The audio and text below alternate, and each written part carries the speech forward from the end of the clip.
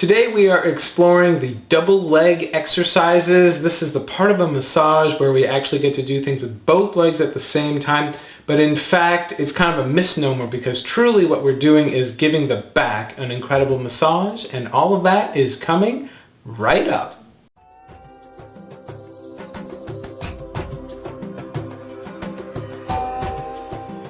Hey everybody, this is Shai. I am the founder of the Still Light Center School of Thai Yoga Massage, and today I want to teach you all how to give this incredible kind of massage. It is so unique to Thai massage. It's called the double leg exercises, and basically why it's unique is because we get to stretch and move and do things with both legs at the same time. And I really haven't come across any other kind of massage that does it really even at all, but certainly not like this. And one thing that I've come to learn by massaging both legs at the same time, this was a big aha moment for me. It's the whole idea that the entire body is connected. It is one. And even though, from the age of 3, maybe one of the very first songs we learn is head, shoulders, knees and toes, knees and toes. It's a fun song. I taught it to my daughter as well when she was really young. But what that does internally for us is it actually subconsciously creates divisions. And it says if we have a head, shoulder, knees and toes, there must be a separation between our head, shoulder, knees and toes. Internally though, our body really never learned it that way. And when you start to do things for both legs at the same time, to see the dramatic impact that it has on a person's back is just incredible. And of course, part of that is because there are simply muscles that are connected in our back that are connected in our bum and in our legs, and so it just simply makes sense. But I think energetically as well, our legs, I talked about it in a previous video when we massaged the legs one at a time, how they really are the workhorses of the body. And when you can do things to both legs at the same time, you're engaging the entire muscle group, but energetically, you're also getting things moving up the legs and moving into the back and having amazing releases there. So when you massage both legs at the same time, you do wonders for the lower back, the sacrum, which is this triangular bone at the bottom of the lower back, which is where so many of us hold so much tension in our body, and in our hips, as well as the full back and of course the legs as well. So it's a very dynamic part of the massage. It's a part of the massage that also, if you're feeling lethargic, if you're feeling like you're just kind of lacking in energy, or the person of course that you're massaging is in that way, then giving them this kind of massage is so good for getting circulation moving, for waking people up, for having just amazing kind of uplifting kind of massage as well. Now, one thing I will say when you're massaging both legs at the same time, what I often say about legs is they are heavy. So this is the heaviest part of the body, and it's really, really important, therefore, to take great care of you, so that whenever you are raising the legs up from the ground up into the air, you're using your whole body. You're using these techniques in the 4 pillars I've taught you. The second pillar are the stances, and we learned about diamond and open diamond and kneeling diamond and warrior and tai chi. So here we're really linking all of those together, and it's so important to link all of those and to actually use their legs to help you to get up. So as you watch this video, really notice the use of those stances to help you go from being on the ground to standing. And then whenever you shake out the legs, you always want to do that with your arms as straight as possible, so that actually when your arms are straight and you're giving their legs a shake, you end up feeling like you're getting a massage in your neck, in your shoulders, even in your back, and it feels good, as opposed to I'm lifting something heavy and it's pulling me. It's actually quite the opposite. So you really want to work with that idea, and even the transfer of your hands. So you're going to see how different times I'm going from what I call pushing to cupping, and that is something you want to pay attention to as well. And that generally when you're holding on to those feet, that you are always holding on to the very back of those heels. So this way your fingers are free, energy is free to move in your hands, and you're using your whole body with such intelligence and such grace, and reducing any work in your body. All of these things are so essential. So my best advice, this is probably the most technical part of the massage of all the parts that I've shown, and I'm going to be posting links up above, down below, to the seated, to the feet, to the legs, to the back, and all the parts that we've already learned. because we're using both legs or massaging both legs at the same time, it's the most technical. This is probably the one I would say more than anyone is to really watch this video multiple times before you to try to practice any moves for the nuances of you, for how to take great care of your body. So that being said, just before we head over there, a quick overview. So we are going to do something called the double Dutch, which is where we shake the legs out. And again, that is just such a wonderful thing to do for people who have any kind of back issues, back tension, back problems at all. And that's basically anyone. Everyone is tight in their back in some way or other from sitting. So this is kind of like reversing gravity, reversing energy. And it's a really subtle, gentle thing. So even if people are more stiff or fragile, this is one that works for almost anybody.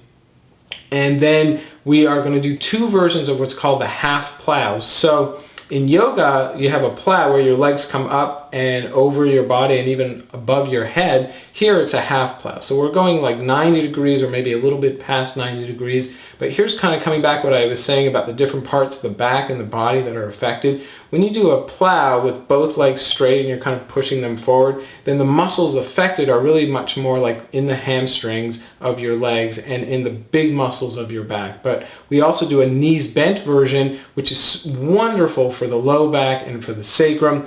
And so depending on your client, on your partner, if they have issues in their lower back, you might do the leg straight version first, whichever one you think is more gentle. Otherwise, usually when I teach it and give it, you'll see in this video, I do the knees bent version first. So I do knees bent, then legs straight, but you could easily reverse that if you think that'll be the right order for the person that you're massaging. And then we do the butterfly, and the butterfly is so good for opening up the hips and the lower back and the sacrum. There are different versions of the butterfly. So here I'm doing it on someone who's relatively flexible. Their feet come together, their knees are apart, and the feet are basically up above the chest area. For someone who's more flexible, the feet will come up above the face. Hello.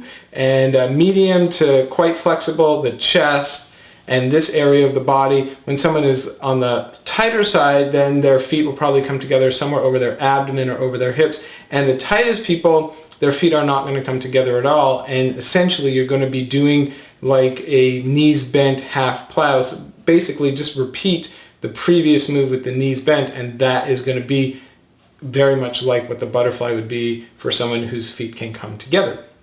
Then we do something called the hip hop.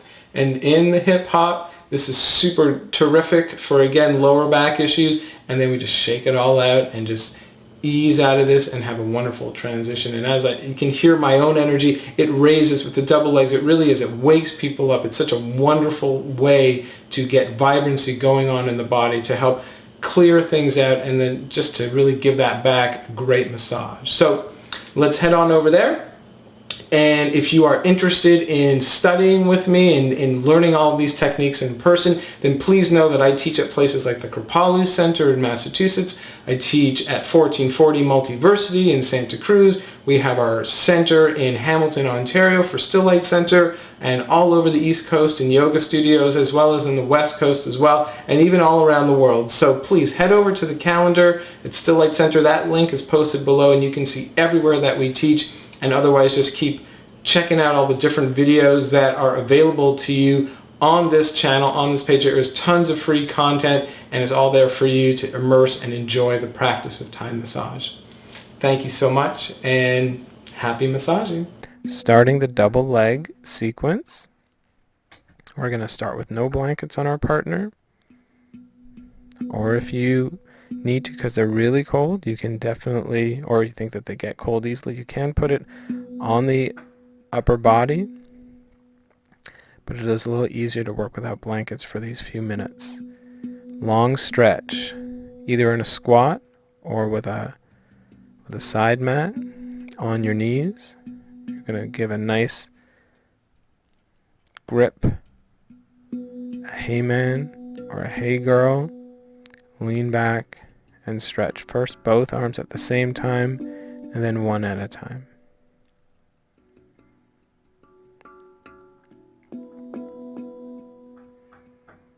If you're in that squat, use your legs to help pull the arms. When you bring the arms down, out in a T. So the arms are away from the body.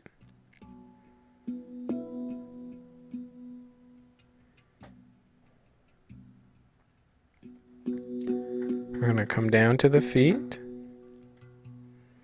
and do the full double leg sequence. So come in close again, give the legs a nice little shake, and the transition up to get the legs up. We want to get our arms straight as soon as possible. Circle our arms, turn our fingers up, and come up to kneeling diamond. Arms straight, and then go to warrior with arms straight, and push on their legs to help come all the way up to standing. Once we're up and standing, we can bend our arms, come in a little closer, and we're going to do our double Dutch.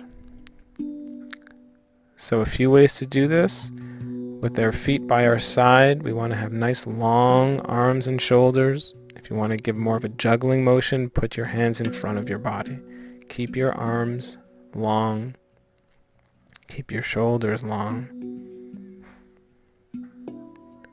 You can dance it out, going from one side and the other.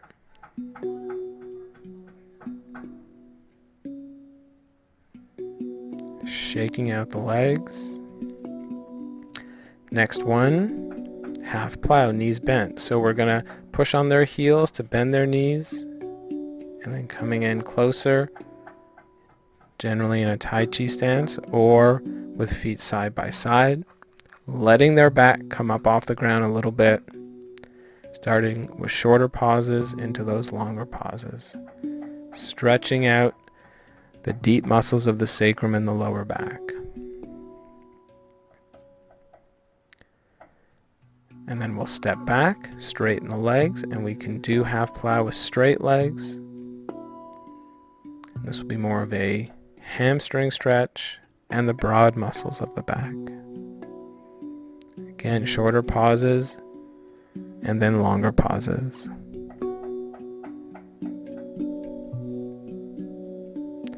Step back, do a mini double Dutch, get ready for the butterfly. Open up the legs nice and wide, big step, bend the first leg, big step, bend the second leg in your horse riding stance. Point the feet forward, let the lower back come up off the ground, even if you have to repeat the motion a few times, easing them into that. And then allow the feet to come together. So the knees are wide, the feet are together, and the back is off the ground. And you can come out of your horse riding stance so that you have straight legs and you're hugging the hips. And with your hands, you're going to move from holding the heels to the middle of the feet, and then you can push straight down. For your more flexible clients, feet are going to be over the nose, medium flexible over the middle of the body somewhere, less flexible maybe right over the abdomen. Least flexible, you're going to skip this and just do the half plow with knees bent. Next one is the hip hop transition, so the feet go on your knees for a moment so that you can transfer your hands from the feet to the knees, and then step in close, put your feet right under the hips so that you're hugging the legs, knees are pointing straight up, and you're going to just move your hands. This is our one exception to our rocking rule. It is just your hands that are going to rock, not your body, not their body. If you want to go in deeper, you can put palm over palm. And you can also try a second angle. You can allow the knees to come forward just a little bit and do it all again.